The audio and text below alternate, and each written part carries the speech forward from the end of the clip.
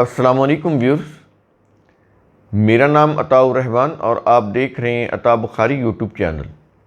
قرآن کریم کی مسلسل ایکسپوزیشن کے سلسلہ میں آج ہم سورہ المائدہ کی آیت نمبر 87 کی ایکسپوزیشن کریں گے۔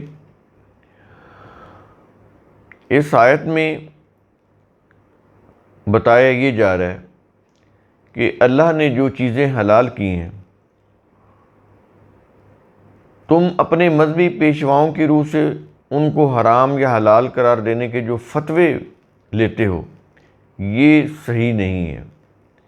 یہ پھر شرک کے دائرے میں آ جاتے ہیں کہ اللہ نے کوئی چیز حلال کی ہے اور کسی مسلک یا مذہب کے مذہبی پیشوا اس کو حرام قرار دینے، یا اللہ نے جو چیز حرام قرار دی ہے اس کو وہ جو مفتیان ہیں وہ حلال قرار دے لیں، تو یہ اللہ کے اختیارات کو اپنے ہاتھ میں لینا ہے۔ یہ بہت بڑا شرک ہے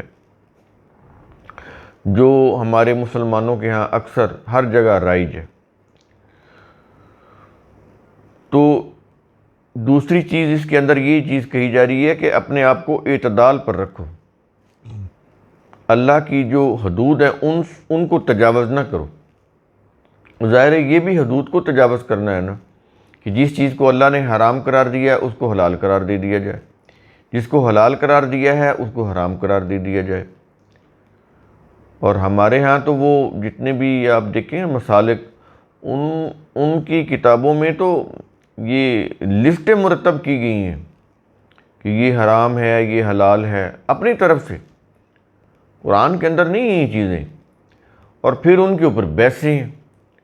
وہ بحثیں جو ہیں وہ سینکڑوں سال سے ہو رہی ہیں، ان کا فیصلہ نہیں ہو پا رہا، اور ہوگا بھی نہیں، قیامت تک بھی نہیں ہوگا، اس لیے کہ ایبسولوٹ رائٹ ایبسولوٹ رانگ، اس کا فیصلہ یا اس کا علم اللہ کے پاس۔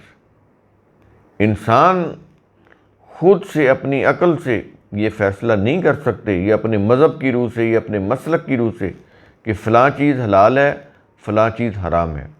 جب بھی آپ ایسا کریں گے آپ اللہ کے اختیارات کو اپنے ہاتھ میں لیں گے اور کسی نتیجے پر نہیں پہنچ سکیں گے۔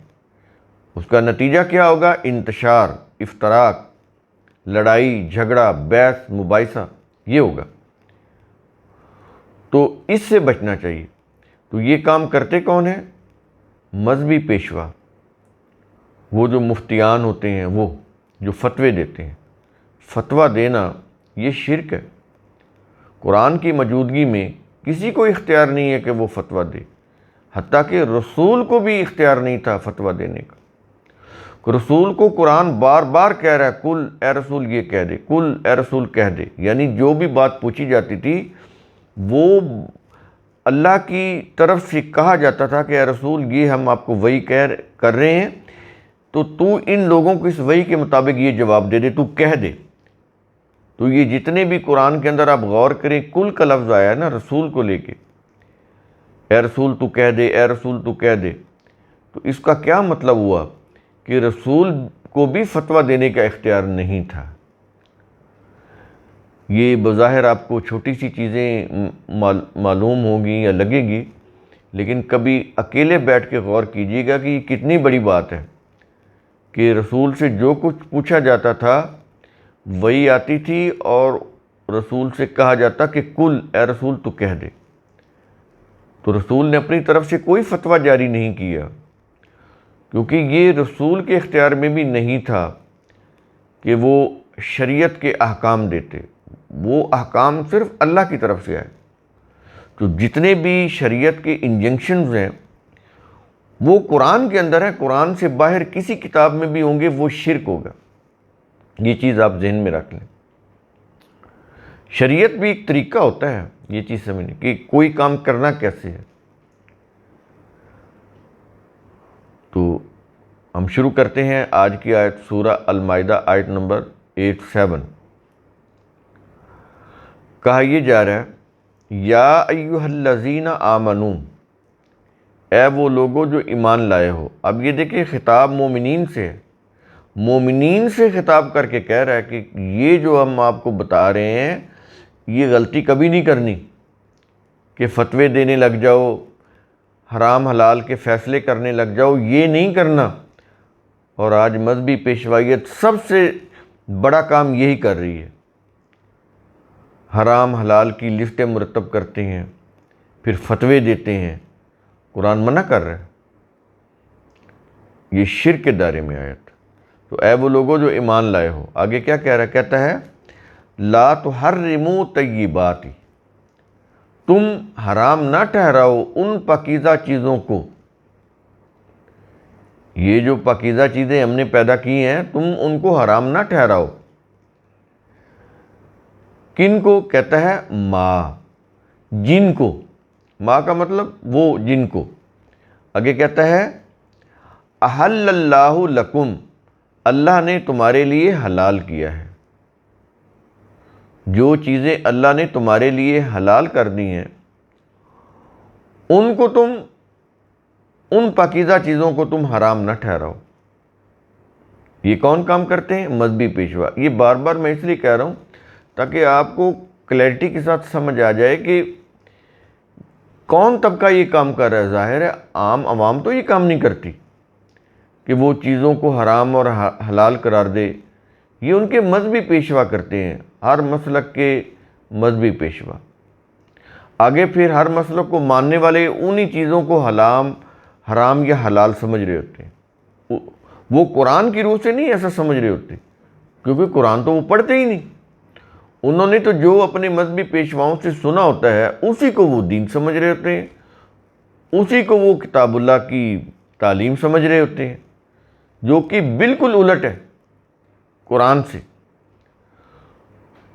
اور اگلا ایک حکم ہے، کیا یہ رہا ہے؟ وَلَا تَعْتَدُوا، اور تم حد سے نہ بڑھو۔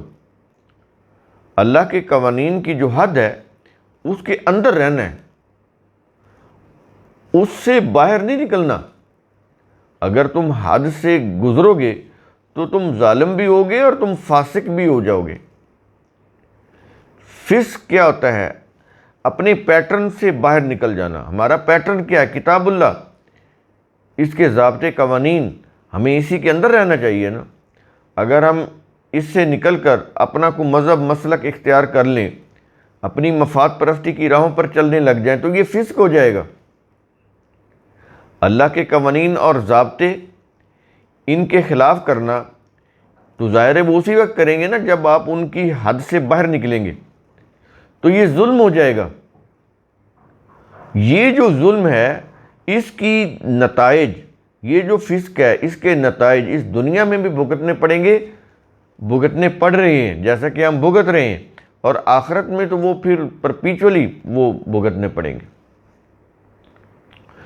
آیت کے آخر میں کیا یہ رہا ہے؟ ان اللہ لا يحب المعتدین، بلا شبہ اللہ حد سے بڑھنے والوں کو پسند نہیں کرتا۔ تو میں نے بتایا یہ حد سے بڑھنے والے کون ہوتے ہیں؟ ظالم بھی ہوتے ہیں اور فاسق بھی ہوتے ہیں۔